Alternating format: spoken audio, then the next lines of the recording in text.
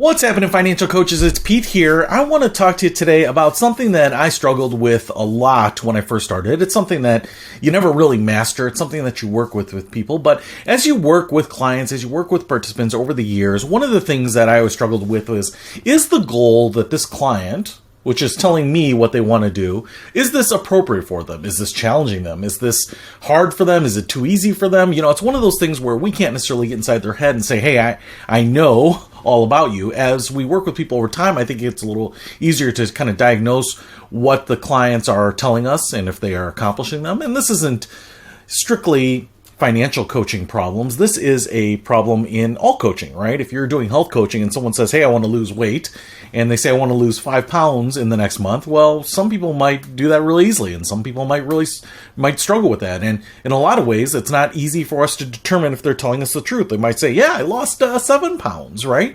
And so if you don't have some sort of biometric data coming in, if you're not watching their bank accounts or their savings accounts or their wallet, it's not simple to know what they are really doing. And so, you know, one of the things that I don't want to do is necessarily set lofty goals and push people that are just going to be like, well, I'll tell Pete that I did it last time, right? So how do we really keep people engaged, give them appropriate goals, but give them goals that help them grow? And here is a little grid that I put together that I think helped me figure out, and it kind of explains how I think about people's goal setting and what it means, how we can identify where people are, and also kind of understand what our roles are so that we can help people graduate to the next level of goal setting and the next level of goal setting and continue to push them. Because I think for us as coaches, one of the things that we're always trying to do is kind of expand people's comfort zones, kind of push them to achieve more, right? And if they can keep taking that and they take that medicine and then achieve more and take more and achieve more and right and continue this cycle, right, eventually they are going to be achieving a lot of stuff. And over time, you know, sometimes years, sometimes many years, what I hope is that sometimes people will look back and be like, I never thought I could achieve so much. I never thought I could change my life like this, right? So hopefully we'll get there, but obviously it's kind of one step at a time. And here is kind of my framework that I use when I'm thinking about determining appropriate client goal setting arrangements. Let's go ahead and get into it. First of all, I will talk about the goal type and the objective. I will also talk about the things that we'll use to identify where our participants or clients are at, the participant identifiers, the types of clients that we have, their pattern history, and then I will talk about some of the details about the goals, how we set the goals, some examples of what types of goals that they might be, and then the outcomes, the benefits, the purpose of setting goals like this. And then we will talk about the coach responsibility and the coach role. What role do we play when we have people that set these types of goals? So the 3 types of goals here is a realistic goal, which is really to establish success. So a realistic goal is something like, you know, can you take out the garbage today? Can you go to work today? Can you get to work on time, right? I mean, I'm talking about smaller goals here, but things that we need to set as goals to identify specifically, sometimes just to establish some success. Now, the main one here, and where I struggled for a long time with, was what's a stretch goal, right? What's a stretch goal for someone? What increases the pace of their achievement? What increases the amount of their achievement? Those types of things. You know, so someone wants to save $100. Is that really a good goal? Should it be 200? Should it be 1,000? Should it be 105, right? You know, how do we set goals that are attainable and yet put something out there that, you know, the clients will learn from, that they will grow with? And then the last one I call the Moonshot goal, and this is something that is just really big, very huge. It's almost unrealistic, but do those have a place in goal setting? And I think they do. So let's get into this. I think it'll be a little more clear as we kind of get into the examples here. But, you know, the realistic goals are kind of the very small ones. How do we take people that might have realistic goals and stretch them out? You know, like I said, increase their capability. And then how do we handle people that are setting moonshot goals? Things like, I want to be the next Oprah, or I want to write the next a great American novel, or whatever those goals might be. All right, so let's start with the most basic one. Let's start with the realistic goal here. And what I use to identify people that have a need for setting realistic goals is that they never hit very achievable goals. So it might be someone that says, listen, I want to save $100 and a few months go by, a year goes by, they haven't saved it, right? Or maybe it's, I want to pay off a credit card. I had a participant that had an $800 credit card balance, and that's what they wanted to pay off. And ultimately they paid, the minimums, and then they charged stuff to it. And so time went by, and while we did have a plan, we could have gotten that paid off, or they could have gotten it paid off. It's not me. They just never did. It was as high of a priority as they thought. And what are the identifiers for these? Well, usually these people are dejected to me, like clients that come in and say, why even bother, right?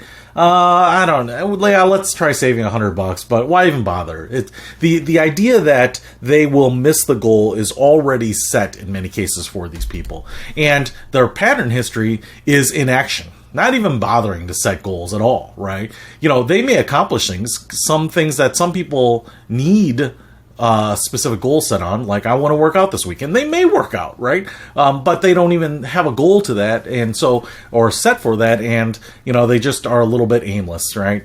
So let's talk about appropriate goal types in these situations. So if I have people that are struggling with finding success, with finding achievement, with getting things done, I want to set goals that are single step with immediate feedback. I want them to set a goal that requires some action that's going to lead to some result right away. I want that positive feedback loop to happen right away. I.e., if we are going to take $20 of our paycheck out of our paycheck and put it into a savings account, well, that's something that they're going to do, and they're going to see $20 in their savings account. Then I want to come back, right away and say, hey, great job. Look at that savings account. It's got $20 in it, right? Things that have an immediate feedback loop, something that they can do and see the results and feel the results right away. So some other examples here, account setup, right? So some people are like, yeah, it's been years. I've worked for this company. I've never set up the 401k. Well, let's do that, right? So if they go through that process, if they spend the 20, 30 minutes on their website with a retirement account to set up a 401k, they're going to see that result. And the next paycheck, they're going to see money deposited in there. So I like that. Payment plans. I've seen a lot of people or worked with people who are like, I just don't know what to do, and I'm behind my credit card, I'm behind in this bill, and I know I should call the company, I just don't. Well, the goal then is to call the company, right? The goal is to get on a payment plan, come up with a payment arrangement, whatever it is, ask for an interest rate reduction. The goal is to make that call, and we will get some result out of it, right? Maybe it might be a negative result. Maybe it might be like, listen, no, we can't help you. Maybe it's small. Maybe it's exactly what they need, but it will be a small goal that we can get through, right? It's essentially making a phone call. So we're going to do some of those things. And what is the benefit of this? Well, if we can set some of these things like, hey, did you make that call? Right? Did you make that phone call? What happened? Right? We're going to hopefully over the long term start changing their mindset, right? To say, hey, I can do some of these things. That wasn't that bad. I've done it before. I can do it again. It wasn't that painful. I made a phone call. It took me 10 minutes and I got X, right? I got on a payment plan. I'm not stressed about it. So they will start seeing that, hey, if I do this, if I set something specific and do it and get my result, it's good. And what we're doing is we're changing that conditioning where they've had some sort of goal, and maybe it's because they've had the Moonshot goal or the stretch goal and they haven't hit it. And over time, they're just saying, I never hit my goals. Why even set up? So what we're going to do is we're going to start small with things that we know we can be successful with, right? Take $5 out of your paycheck this week. Take $5 out of your paycheck next week. Those types of things. Something that we know that they can handle. Something that's bite-sized. Something that can lead to success. And what's our responsibility in this? Well, it's to identify a cycle of success or probable success or likely success or sometimes guaranteed success. Sometimes we just need that, that, hey, if you put $5 in from your paycheck into your savings account, you're going to have $5. I mean, that's just simple as that. Maybe it's something as simple as complimenting yourself. At the end of the day, I want you to write in a journal or email me what you did today that you are proud of.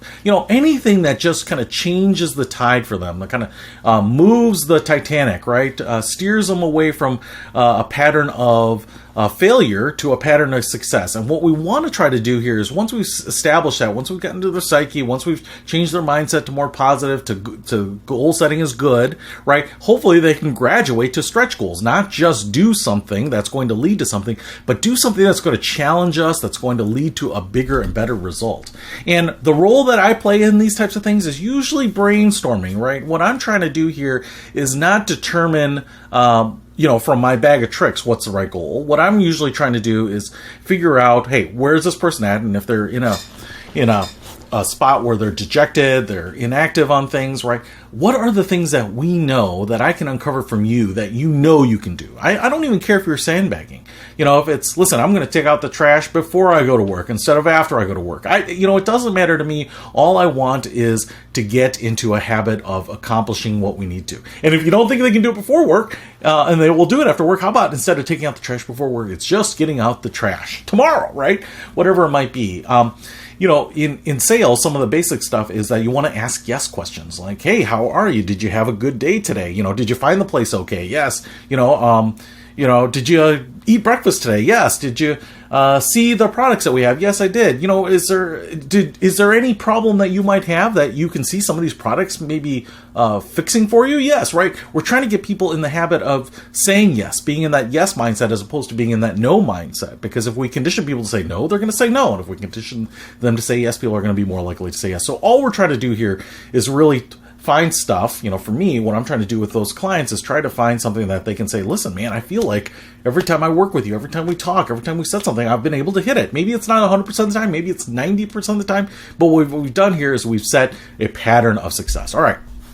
Let's talk about stretch goals. This is one probably where I get most of these issues. And really the issue for me here is, when I was working with clients, I was thinking, am I helping them set stretch goals? Am I helping them set goals that are actually moving the needle for them, that are helping them grow? Or am I just saying yes to things that they're like sandbagging on because, hey, I'll say this to Pete, it sounds good, and, I'll accomplish it anyway. And the one example that I can think about this, and, or that comes to top mind, because when I was working with this client, I got off the phone and I kind of felt a little uneasy about it. I had this client, and the question that I asked him is like, what do you want to do? And here's the goal. The goal was to save an additional $20,000 in his savings account by springtime, right? And so that seemed like a pretty lofty goal. In fact, if you heard that, you might think that's a moonshot goal, right? For a lot of people to say, hey, in the next 90 days, I'm going to save an additional $20,000 is probably something that we kind of scratch our heads and say, is that even possible? But what I knew about this guy is that he was an executive at his company. I knew that they were going to pay out an end-of-the-year bonus here pretty soon. I knew that it was probably likely that it was going to be much more than $20,000. So the reality is, this participant, this client of mine said, I want to save an additional $20,000, add $20,000 in my savings account. And my guess is that he probably had $40,000, $50,000 coming in minus taxes, that he was going to easily be able to take out $20,000 of it and put his savings account and still probably have enough money to pay for his upcoming vacations, maybe treat himself to some nice stuff. And so to me, even though that sounds like a stretch goal, I didn't really think it was a stretch goal, right? And now my question is, well, is 20,000 the right number? Should it be 30? Can you tell me, should it be 40, right? Or 25 or 21 even, right? So to me, even though it sounds like a big goal, it's really kind of a sandbag goal from that client. So how do I get them to stretch, right?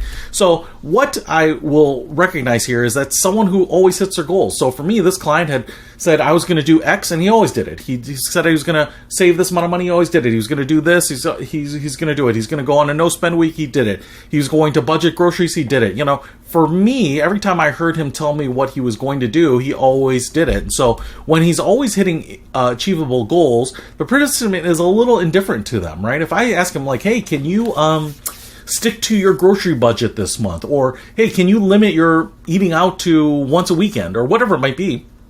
And they're like, yeah, I'm kind of indifferent to it. I can do that.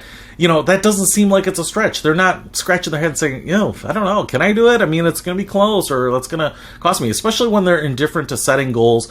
To me, that's a good indicator that they know that they can do it, right? Their pattern history is minimum. So they set goals, they don't. They set goals, but they're minimal goals. They set a minimum amount of goals. To me, that they haven't really seen the big value in goals. They kind of know it, right? Maybe more than the realistic people, or the people who have been dejected or found a pattern of failure. But for a lot of these people, they're just kind of used to these realistic goals. They achieve them, they get their garbage out on time, they get their car maintained, they go on vacation, they get into work on time, they get the promotions they want, right? They're able to save at the targets they want, they put in the money that they think they should into the 401k, whatever it might be, right? So their pattern history is, what am I supposed to do? I will do it. I'll do it to the minimum. I'm not stretching myself. I'm not trying to say, instead of saving $500 a month, what if I could save $1,000 a month, right? That's just not their thinking. So what are appropriate goals for these types of people? Well, this is where I think what we can do is start stretching out the goal, right? We can start turning them into longer term projects as opposed to just kind of having point goals of saying like, do this and get this done. Make that phone call and get a payment plan. Right now we can start saying like, listen, over the next 3 months, over the next 6 months, more milestone, more longer term goals, things that require them to be invested over a period of time as opposed to just doing something and seeing the result. So what are some examples? Well, in the financial world, I could say savings accounts, career objectives, vacations, those types of things. Because what I'm saying here is that, in the client example that I had, instead of $20,000, I could say, listen, is it possible to save $40,000? And they might say like, in their mind, if I'm sitting on the other end and I know that I was going to take $20,000 out of $50,000 and put it in my savings account, and you tell me, could you save $40,000? I might be like, I guess I could. And then in my mind, I'm working out, well, that's only going to leave me less than I thought to do my home renovation or pay for my vacation or whatever. But what we're doing here is we're getting those gears turning. We're getting the people and our clients to start thinking about what's possible as opposed to what's the minimum. What do I know I could do? And they might come back instantaneously. They'll be like, listen, I know between vacation and some renovations and car repair and all this other stuff, I need more than $10,000. And say, Pete, listen, I couldn't do $40,000 by then, but I could do like 28. And what I can hear, if I hear in their voice, is like some question about it, right? At least I know maybe we're flirting with kind of the edge. Maybe we're flirting with a little bit of failure. It's okay to be on the ragged edge of success and failure. And to me, what does it matter if they save 26? That's still more than 20. And they might be like, listen, I wasn't able to do the full 28. It just, I don't think I can do that, but maybe I could do 25. So what I'm saying here is that what I want to do is, regardless of the actual objective, can we stretch it out to a point where now I have to really think about it? Now I have to be diligent about it. Maybe now I have to have a game plan. Maybe I have to make some other concessions and start getting myself into a mode of active planning and kind of stretching my comfort zone, right? Maybe spending a little less on some things that I want to. Career, right? Where do you want to be in your career? Does that mean working late, taking on special projects? Does it mean getting certifications or some advanced training or whatever it might be, right? As opposed to some of the people who are just like, I'm cool here. I like this role. It's easy. If people want to move ahead, maybe we need to work towards it as opposed to just being like, I hope I get recognized, right? Vacation. I would even say this, it's funny because this is a very common one. I don't know if you've come across this, but people are saying, listen, I want to save $1,200 for vacation. Okay. But what they're saying is like when they go on vacation, it's about making lunches and it's about, finding all these ways to cut costs because they have a certain amount of money saved. Now, if I were to say, listen, what about saving $1,400 for vacation? Okay. So we're kind of increasing it by 10-15% here. That might be a stretch for some people, and they're like, listen, I'm just hoping we get to the 1,200. But if we start stretching it for some people, and what I found is that if we start thinking about some of these other things, like how can you consolidate your points to pay for the hotel so that you have money to direct towards the amusement parks or to the day at the beach or the museum tour or whatever it might be, all of a sudden, if we can start stretching that a little bit, 5, 10, 20%, what I've heard is a lot of people come back and be like, listen, that was the best vacation that we've ever had because we didn't take the red eye. We weren't stressed when we got back. We were able to take a flight midday that was, $6 more or whatever it might be, right? We were able to take an Uber instead of waiting for the bus. And, kind of a lot of those small things make a big difference. And when people start experiencing that, they say, hey, I did that. I made some compromises, I reallocated, I thought differently, I redeemed points or whatever it might be, and they realize, hey, if I work just a little bit harder, if I set that bar a little bit higher, my experience overall goes up quite a bit. So something to think about there. And what I like about this, and the reason I do it, and what I'm hoping that people get out of this is that people are starting to open up their eyes and be aware of things that they weren't before. Like I said, in the vacation world, maybe the vacation is half as stressful, because you have increased the budget 10%, right? Maybe because you don't have to do all these small things to penny pinch around it. You just get far more enjoyment out of it. You just get a lot more utility out of it. For other people that save more, right? I've worked with people who are like, listen, I can't go from $400 a month in my 401k up 10% to $440. Okay, well, let's not go to $440. Let's try $410. Let's try an extra $10. And they do that, and they realize, hey, you know what? A few months later, a year later, hey, I can do $450, and all of a sudden, I can do $1,000. These may sound like big jumps, but I've had people going from a few $100s a month saving towards retirement to a few $1,000s a month saving to retirement. And I tell you what, when we start doing the illustrations and the forecasts for that, what the retirement looks like, it is hugely different. It is light years different. And so when people see this, hey, Pete, if I increase my retirement savings by 10%, instead of having $800,000 at retirement, I have $900,000.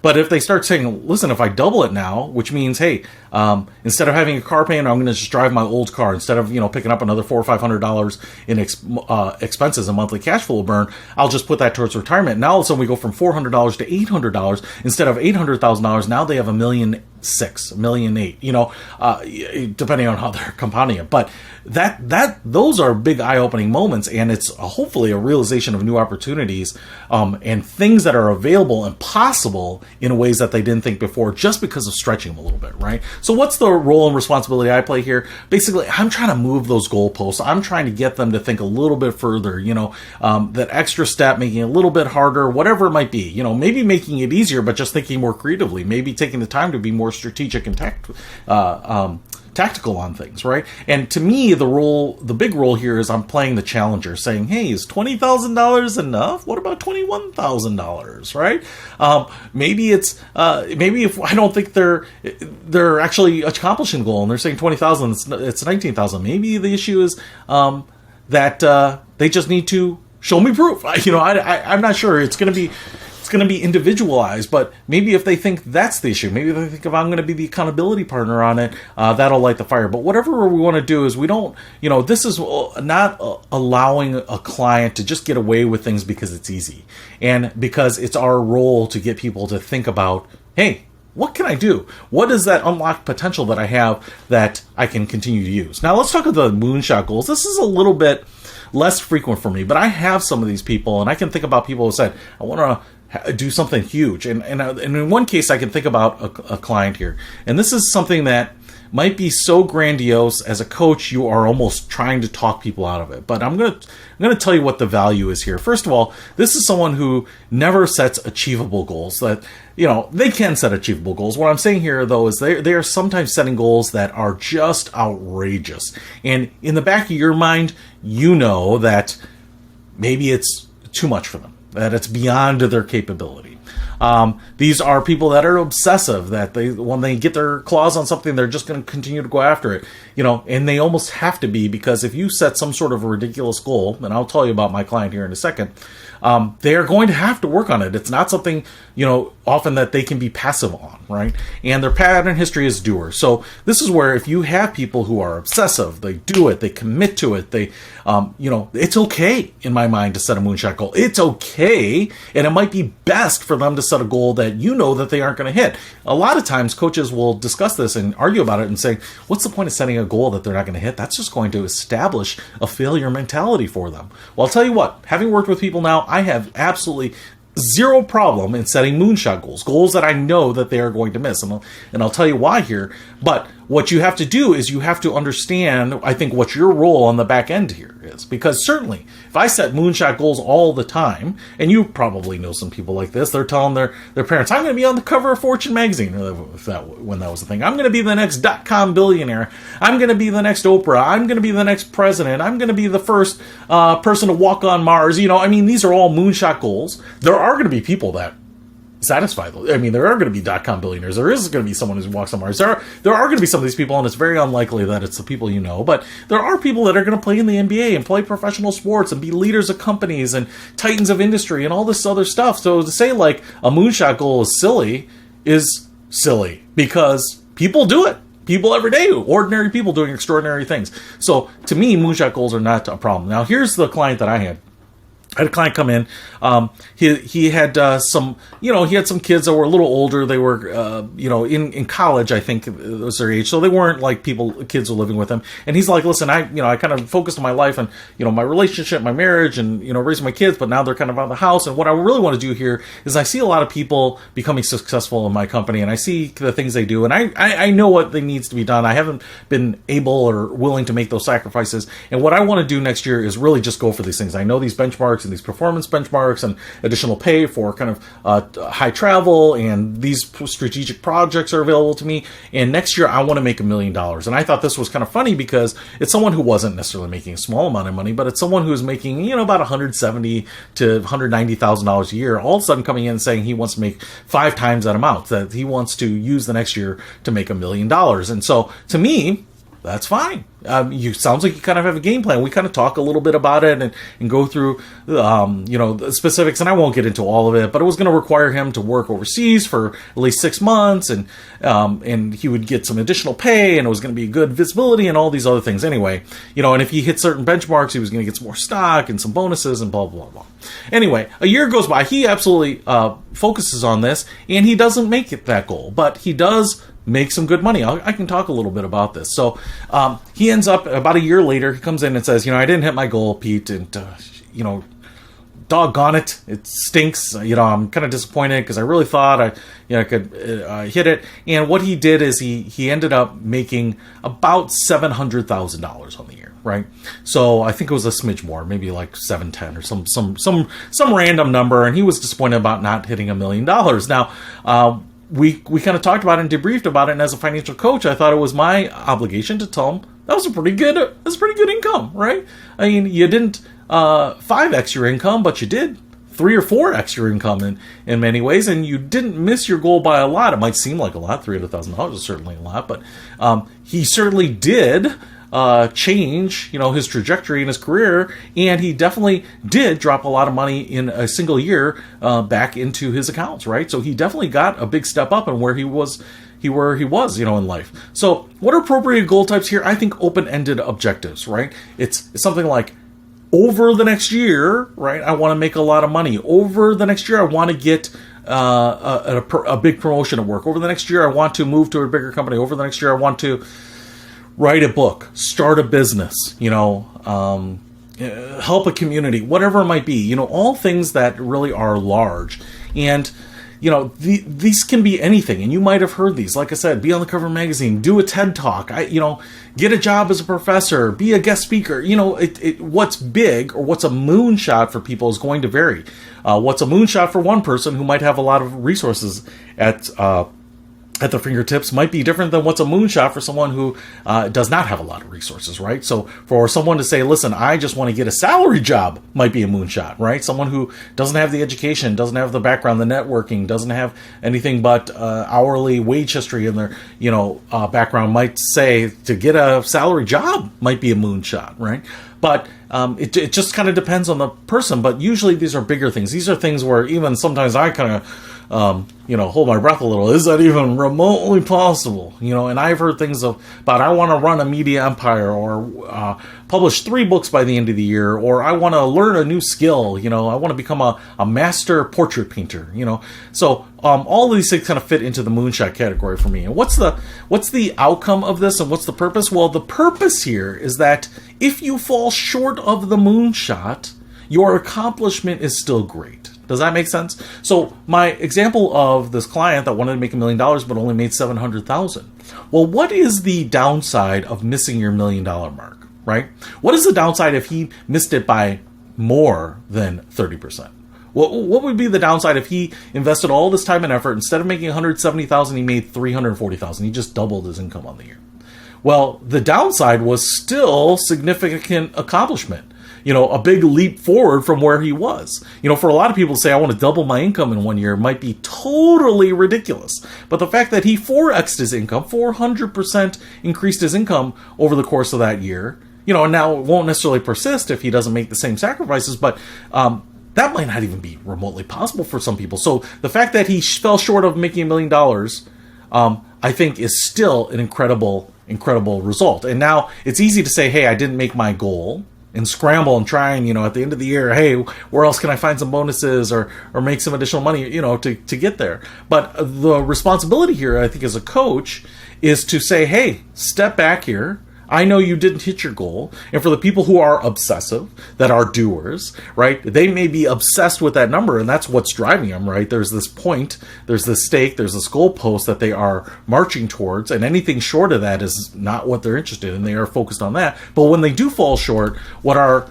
role here is the realistic cheerleader. So what I said to him was, listen, is $700,000 not amazing? Is that not more money than many people can ever fathom? Maybe more money than some people will earn in their lifetime, right? And you did it in a year because you set out that goal. To think about this, like, you had the capability to earn $700,000 where you still even had potential to earn more, right? And at the end of that revisit, that session, he was like, you're right, man. That's great. I'm able to do this. I'm able to pay off the house. I'm able to throw a ton of money towards retirement, invest, and next year I'll be able to work a whole lot less and kind of my standard job that I enjoyed anyway, and I'll make less money, but now I've got this cushion and I just feel more relaxed and less stressed about the future and all these other things to say, hey, all right. The drawback to the moonshot in many ways is the fact that you are still accomplishing more than people who set sometimes stretch goals, sometimes really ambitious goals, right? So if you told someone hey, I want to make 20% more, let's set a stretch goal of trying to find something that we can, a role that I can get into that's going to pay me 10% more. Well, how about, in that case, if it's someone who is a doer that can really do it, maybe we would set a moonshot goal of how about finding a job that pays you twice as much as you're making now? And if they go and find a job that makes 40% more, well, isn't that still better than, if we had just set a stretch goal of maybe making 10% more, 15%, 5%, whatever it might be, right? So that's where I'm saying, I used to say, listen, I want to stick to realistic goals, right? When you think about SMART goals and the goals that everyone tells you to focus on, right? Make them realistic and achievable and all these other things. Well, do you have to have realistic goals all the time? No, I don't think so. It's not for everyone. Certainly for the people that are in failure, the people that need realistic goals, we need to focus on realistic goals. There's probably more harm than good if we set a moonshot goal, even if they fall short and still accomplish something, right? If someone comes in and says, I have no savings and I want to save $100, and I say, well, how about saving $1 million? And they still can't save $1 million, and they save $100. Well, to be really honest, the fact that we set the mark at $1 million and they saved $100 is probably going to feel terrible. Even though if we set a goal of saving $100 and they reached it, they would probably feel great. So more focus on that strata here, right? People that need realistic goals should get realistic goals. But people who are beyond that, people who are achievers that can accomplish goals, that maybe stretch themselves, I think are okay if they want to set moonshot goals. I'm usually not the one that sets those, but sometimes I do tease people a little bit with it. Instead of writing a free pamphlet, how about a book?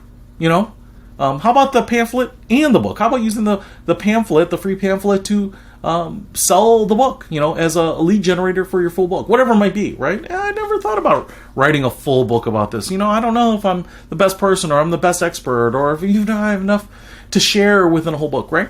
But if you do that and you build this pamphlet, right, that you were going to do anyway, well, what's the harm, right? You're still accomplishing something that you probably could have, but you might accomplish more. So anyway, and this is business. If you want to be a great sales leader for your organization or build a company, even if you don't hit what your moonshot goal is, you might still have a great successful business that supports your family. You might have a great year in your company as a salesperson, right? Maybe set a record, but maybe not your personal objective, but maybe still have a large amount of success. So these are the different strata that I kind of see. Do I need to use realistic goals for people to break that pattern of failure?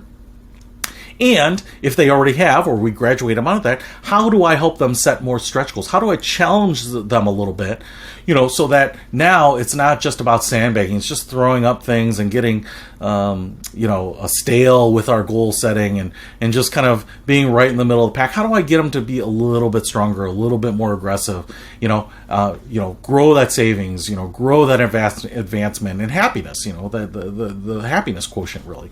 And then for the people that do that are on a good trajectory, but really, hey, I want to do something meaningful with my life. I want to do something that really taps all of my potential. Well, go for it. Moonshots. So anyway, this was a very long video. Hopefully you stuck with me, but it's one of these things that I use when I'm thinking about working with clients, and I'm thinking, are they sandbagging? Are they doing everything they can? Am I doing what I need to do as a coach to help them grow, right?